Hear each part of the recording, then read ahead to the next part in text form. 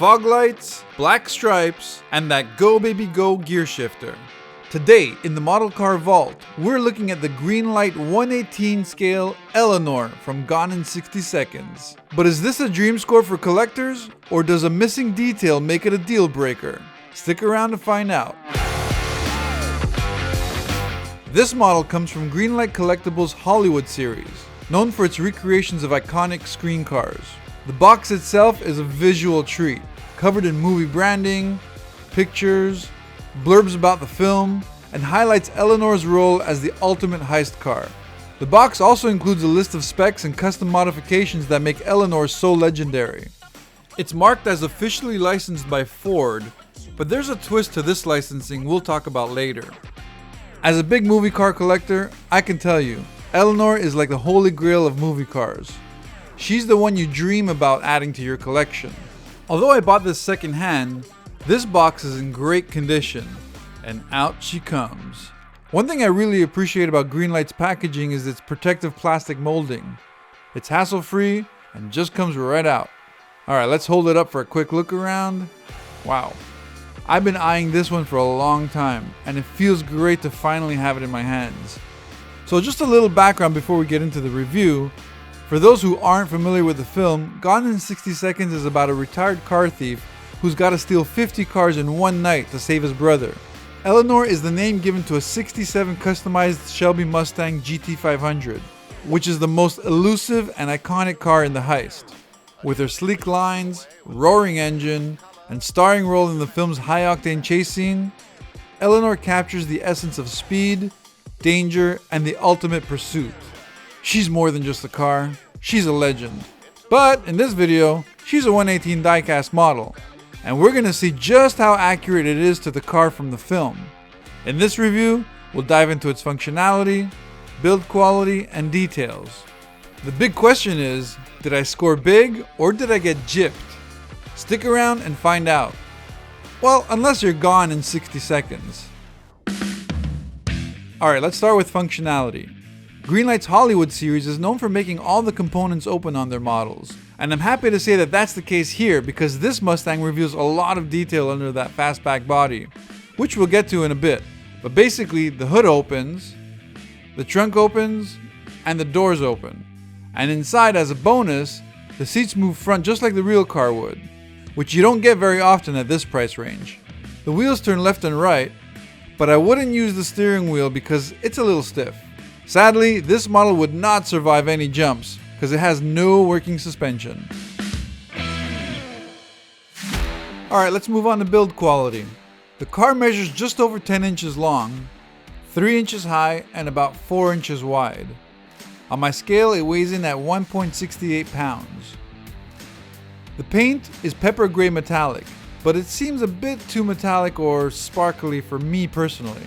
Especially up close, it kinda looks cheap. Overall, the body panels are all metal and all have the right curves and lines from Steve Stanford's custom design. It's a perfect blend of aggressive styling and classic elegance. Nearly every element on this car is custom, from the air scoops and hood hump to the distinctive front end with its unique grille, integrated lights, and bumper. The signature black stripes, side skirts, and fully reimagined rear end all add to its one-of-a-kind look. This model is definitely a head-turner, and it's clear Greenlight put a lot of care into the build quality.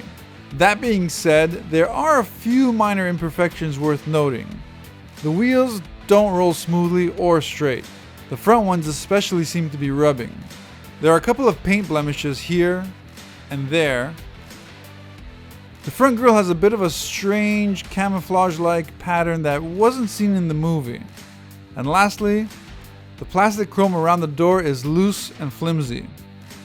These could all be factory defects, but I'm curious if anyone else has these issues or if it's just mine. Let me know in the comments. Hey, seeing that you've been here for more than 60 seconds, you probably liked the video, so hit that like button and subscribe. Now let's dive into the details. We've talked about the general exterior, but taking a closer look, there are a few interesting things to point out. Starting with the lower pinstriping. You'll notice that the Gt-500 lettering is missing, which should be there. And if you look around closely, you'll find something even stranger. There's no Shelby badging anywhere. Instead, the car features Gone in 60 Seconds or Eleanor logos, which wasn't the case in the film, where the car was clearly marked as a Shelby Gt-500. This omission comes from a trademark licensing issue between the Gone in 60 Seconds franchise and Shelby American. Without getting too deep into the legal backstory, the short version is the rights to the Eleanor name and design belong to the estate of Gone in 60 Seconds. This complicates licensing, meaning Greenlight's Eleanor model isn't officially licensed by Shelby. However, the model is an officially licensed Ford product, which allows the use of a 1967 Mustang fastback design, but prevents the inclusion of any Shelby-specific branding or emblems. If you're okay with the badging differences, you'll be pleased with the rest of the details. So let's pop the hood and look at the engine. The detailing here does not disappoint. There's plenty of chrome, and you can clearly make out components like the oil cap, brake fluid reservoir, spark plug cables, the radiator, coolant tank, and the air filter. The real Gt-500 used Ford's big block 428 V8, while the movie car, specifically the one auctioned for $1 million, had a modified 351 V8, producing 400 horsepower. Can you tell which engine this is? At the back, opening the trunk reveals a nitrous oxide tank. While the tank is never shown in the movie, it's identical to what we see in Eleanor replicas. Another great touch is the license plate, which does match the one seen in the film. Flipping the model over, you'll find excellent undercarriage detailing. Control arms, the oil pan, gearbox, drive shaft, differential, exhaust system, and fuel tank are all present. You can even see where the exhaust exits to the sides. A roll cage is also visible, protecting the critical drivetrain components. A nice touch for authenticity. The tires are made of rubber and fitted with the PS engineering rims used in the movie. Behind the wheels, you can even see the disc brakes, another cool detail. Before we move into the interior, I want to quickly point out the attention to detail on the gas cap, wipers, side mirrors, and door handles. They're all really nicely crafted. Alright, moving inside, there's a lot to appreciate. You've got the wooden steering wheel with clearly visible gauges behind it. The dashboard is well finished, and in the center, you'll find the iconic Go Baby Go shifter.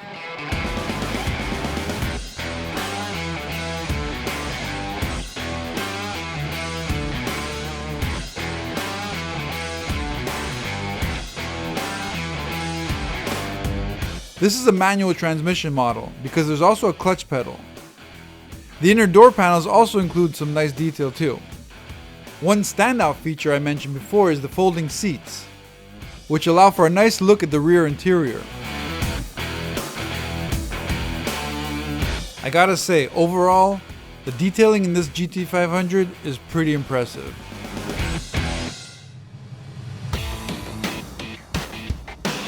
So, is this the real deal or just a replica? Because of the Eleanor logos and Gone in 60 Seconds badges, along with the lack of Shelby and Gt-500 decals, this model leans more towards the replica cars released after the film, rather than being a true-to-screen version of the car itself. However, if you can look past that, this model is incredibly well done. Personally, I appreciate that it's officially licensed by the movie. We all know it's a Shelby, and once it's sitting in the display case, most people won't question its authenticity. As a movie car enthusiast, this one is a big yes for me. For the price of a Greenlight, it's an absolute steal. If you're thinking of starting a movie car collection, this is definitely one you'll want to snatch up. If you can find one, that is. But I'd love to hear your thoughts. Would the lack of Shelby badging be a deal breaker for you? Let me know in the comments below. And don't forget to hit that like button and subscribe. I've got tons of great model car reviews on my channel and plenty more on the way. Thanks for watching The Model Car Vault.